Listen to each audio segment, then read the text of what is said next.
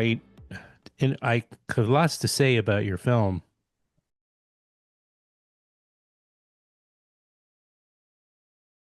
Oh, okay. I see what I did. Thank you for joining us for the Woodstock Film Festival podcast, Let's Talk Film. I'm your host, Adam Shartoff. The film festival will take place this month, October 15th through the 19th, in Woodstock, Saugerteis, Rosendale, and Kingston. Visit woodstockfilmfestival.org for tickets and details. And I am pleased as can be to welcome Mas Bouzidi. Please correct me. No, that's correct. Mas Bouzidi. Wait a minute, you're 24 years old? Just turned 24. I have to see your ID. No, I got it. you are a young man and very talented. Let me read this real quick. Uh, First of all, let's just say your film Concessions will be screening, not surprisingly, at the Woodstock Film Festival this year on both on the 16th at 5:15 at Saugerteis Orpheum Theater and also on the 17th in Rosendale at 2:30 on the 17th. So I think that's Thursday and Friday, if I'm not mistaken. Yep, Hey, that's Mass. correct. Yeah, thanks for having me on, Adam. Oh, you're welcome. I'm so pleased to see your film because, first of all, you shot it in 16 millimeter, right? Yep. Which is just fantastic. Now I know where you work, though. Maybe it's all coming together. Well, You're no, I only just yes. So for the listeners, I'm currently working at the Kodak Lab in Long Island City, but that's a very recent job and one that I was able to kind of I was able to get close with the people at Kodak through making this film. Oh, really? Yeah. Well, That's amazing. What just an because. opportunity for a 24-year-old filmmaker. Yeah, no, it was we shot it during the strikes and everything. Well, part of it, not the fake films, but we can get into that. But the majority of the production we shot during the strikes, and so we were one of the only like SAG features shooting with the waiver during that strike, and so and we were probably the only one or one of the only ones shooting on film. So they were really helpful, really supportive, and you know Yeah. we stuck by shooting on film, and so I got to kind of know a lot of the head guys over there, and they were very kind to us. Well, let me just read the brief synopsis that is on the Woodstock Film Festival website. As the beloved Royal Alamo Cinema, which is let's let people know, is a fictional theater, Yeah. closes its doors. Well, is it? Yes, it is. Yes, Okay. so we can get Okay. it. So as the Royal Alamo Cinema closes its doors for good, jaded staff, eccentric patrons, and an unhinged manager stumble through one last night at the movies, grappling with busted dreams, bad popcorn. I don't know about that. And hard goodbyes, featuring Michael Madsen in one of his final performances on screen. And I want to mention that also Stephen Ogg, Josh Hamilton, Yep. Rob Riordan, and Lana Rockwell are all in this cast. And it is, I have to say, I didn't know what to expect, but it was such a celebration of independent film and in of itself, just on a separate level, momentarily putting aside the plot, the the reason for shooting it on 16 millimeter, all the other things we could talk about, but the celebration of independent film alone. And if anybody has been keeping up with independent film for a period of time, they'll see it all in the film.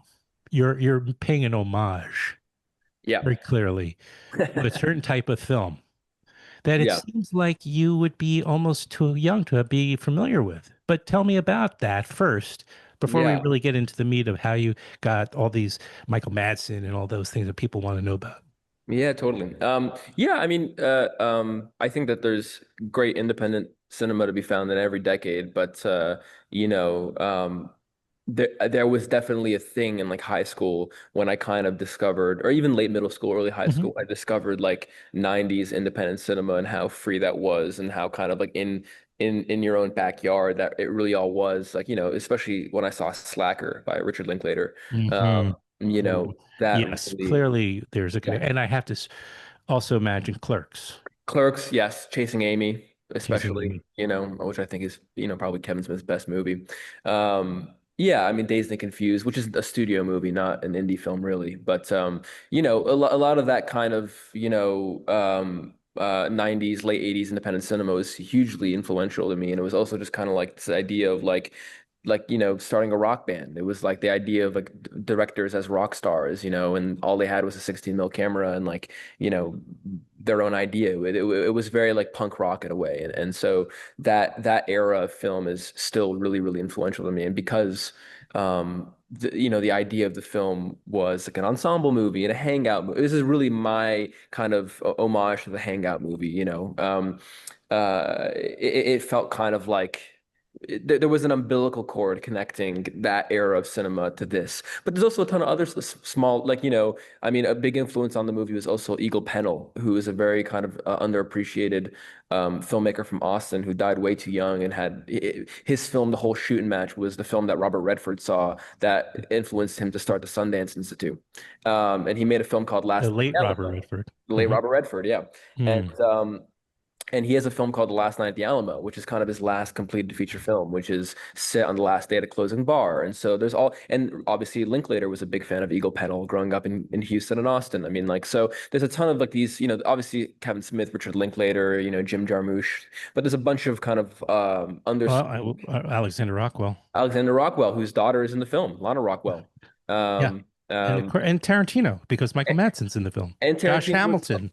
Yes. I mean, and the Tarantino thing, of course, is, obviously Michael's in the film as well, but Tarantino's films, I think, there's so much always to talk about because he's such a celebrated filmmaker, but, it's like, it's the joy of the making of the film that's always in his movies. And that's obviously really fun to watch as well. And that's something that I feel comes naturally to the way that I make movies as well, is because it's just so exciting. Right.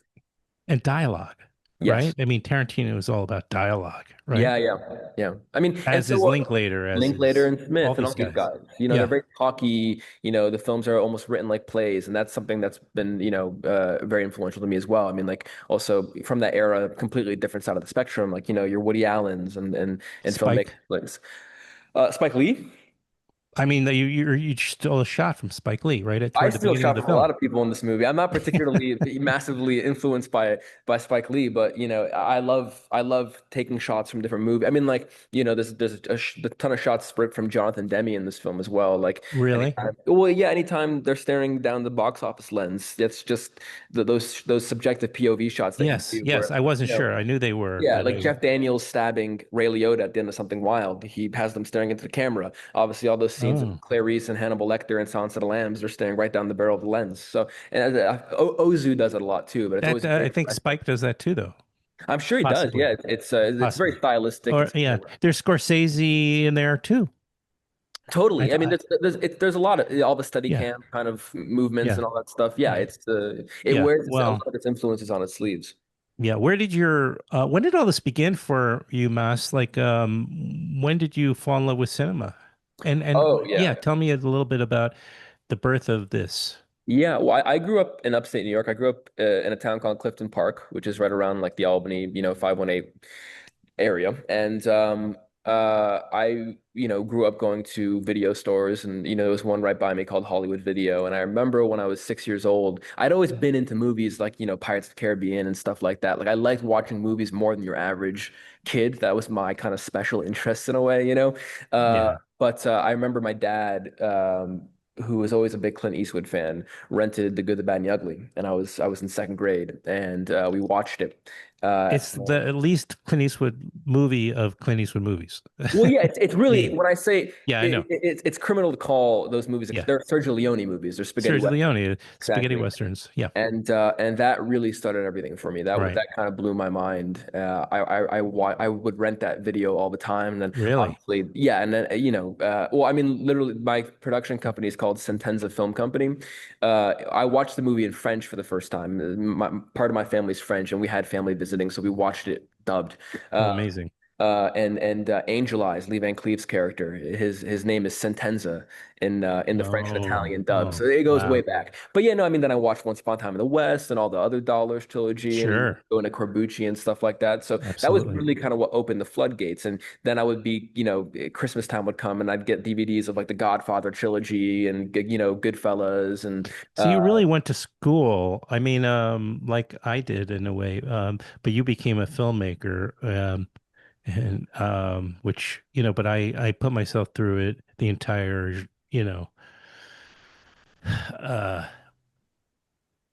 like, I put myself through so much of watching so many filmmakers and studying yeah. them myself, and so I can talk about them. But you actually made this film, and again, it's called Concessions. So, and just to also tell people where it takes place, and Yeah, and well, and in and and this, a little bit yeah. about how you set it up and all that. Well, yeah, so so like I said, I'm from Clifton Park. The movie is set in the Saratoga County area of, like there's characters referencing Schenectady and Saratoga and Cohoes and Oh, Niskayuna and stuff like that. But we actually shot it because it was, so difficult to find like an old single screen movie palace. We shot it at the Lafayette Theater in Suffern, New York, which is about an hour outside of Manhattan. oh, And okay. you I can actually recognize that. see, yeah, you can see the facade of it, out in The Irishman, briefly in the Meyerowitz stories, Noah Baumbach's film. Yeah, yeah, sure. And some TV shows too, like those NCIS, Blue Bloods type shows. They not at the theater, but you'll always see it pop up in the back. But this is the first feature film to be shot, first film period to be shot at that theater. And so yeah, we closed it down, minus the Taylor Swift Eras movie on Fridays. We closed it down and we shot it there, and it's very much based on my experiences having worked in movie theaters since the time I was old enough to get a job. Minus a short stint at a retirement home. I was working at movie theaters, and I've kind of run the Right. whole gambit in the sense of like I worked at Regal back home. So I got that kind of multiplexy Avengers, big movie, big screen type experience with the whole kind of different type. Right. Everybody in town goes to the movies, so you get a bunch of different interesting types of stories and characters, and a lot of the kind of seedier elements of the movie kind of definitely came from working at Regal. And then when I moved to the city for school, I worked at Film Forum for a little over 3 years, which is kind of the predominant independent art house movie theater in Manhattan, Oh, definitely the only. absolutely. And that was just completely formative to me. That's where I met Josh Hamilton. Oh And my gosh. Okay, that makes sense. Yeah. but beyond just being able to meet your odd actor or filmmaker and tell them how much you love their work, it's just, I was working at the box office, drinking cappuccinos, talking to customers, reading books, and it's just like I learned so much from that job. I met so many people. I matured Yeah. that job. I mean, it's You like what? I matured so much at that Oh, job. matured. Yeah. Yeah, Hmm. yeah. I mean, and I mean, I watched a lot of movies before going to film school, but there's so many great films that play there. I mean, Bruce Goldstein's a great programmer, and I was working there when Karen Cooper was still the president. So the They program. both have been on the podcast that I do. Oh, really? Uh, Oh, great. Well, next Oh time I see yeah. you, I'll have to tell him. Yeah, yeah, I've had on everybody. I mean, Yeah, I was looking through. You did have quite an impressive roster. oh, you've seen it? Yeah, Well, I did some research, Adam. I thank looked through you. it. I unfortunately still, even though I've been chasing after him for many years. Oh wait, no, I did have Josh Hamilton on. With Well, if you haven't, I'll tell him. with 13, what was it called? Third grade? Oh, Or eighth grade, eighth grade. That was Eighth kind of grade. his That makes much big. more sense. Eighth grade. Yeah, yeah. He's in that, and he was on the phone with the rest of us that were on that episode. But eighth grade. He's great. Um, I'd love to talk about him more. I mean, he's got a yeah, small role in the movie, but there's a long right. history to why he's in the film. Oh, okay. Well, we're limited on time, but I also want to mention because Alexander Rockwell has been on my podcast. I don't know if you've noticed that for a number of times. I've got to be quite friendly with him and his family. So the moment I saw Lana, I had seen her in a while. She certainly grew up and say, "Wait a minute, why do I know who that?" And I figured it out. But that's an incredible. How did she get cast in this? She's So, works at the box office in the uh-huh. film. I wrote it for her, and Oh, I you didn't. did? Yes, and so I saw Sweet Thing, which is Yeah. Alec Rockwell's incredible last film that he made. He's got a new one coming out soon, Oh, it played at the IFC Center for it had played at Berlin where it won the Silver Bear, I think, or one of the awards there, and then it played at Tribeca. So I'd heard about it. I'd heard, I'd seen the poster and the trailer with that great Karen Dalton song, so I was really intrigued. So I saw it on a whim with some friends at the IFC, and then I saw it two more times. I saw it three times in 1 week. I played it for a 1 week engagement because it wow. was so incredible. And Lana Rockwell was like this like neo-realist act. I mean, I knew from the press of the movie that she was the daughter of Alex Rockwell, and I know In the Soup and a few others, the Little Feat and Pete Smalls and all those films, and which are great. And I think I've always thought he's a very underrated director.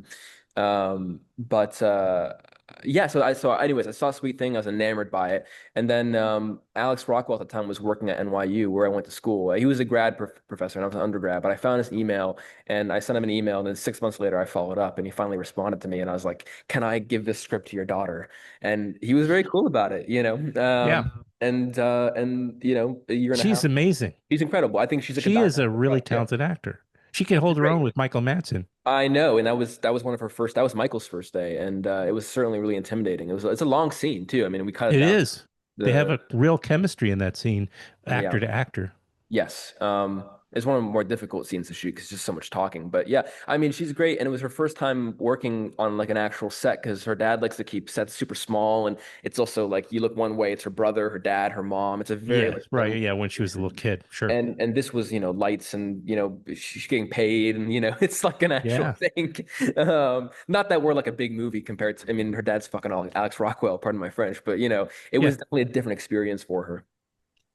Well, once again, Concessions is going to be screening twice during this Woodstock Film Festival this year.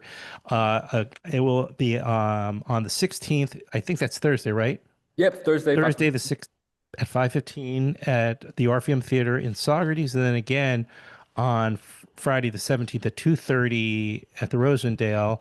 And I will be I don't know. I'm not sure if I requested to do Q&A with you, but if it works out, that'll be nice. Oh yeah, that'd be great. And we can and you'll see me around because I'll, no doubt be in the Forward to it. popping around all over the festival throughout the festival. So Hmm. and then maybe we can do a longer one of these for my podcast. Yes, Yeah, absolutely. That'd I be think great. we'd have a fun time. Totally. All right. So thank you so much, Mas Bouzidi. The film's called Concessions. It is a lot of fun. And if you're, like a lover of movie theaters as well as movies, this is the film for you. So Yeah. congratulations. Thank you so much, Adam. Thanks for having me on. This is a pleasure. Thanks.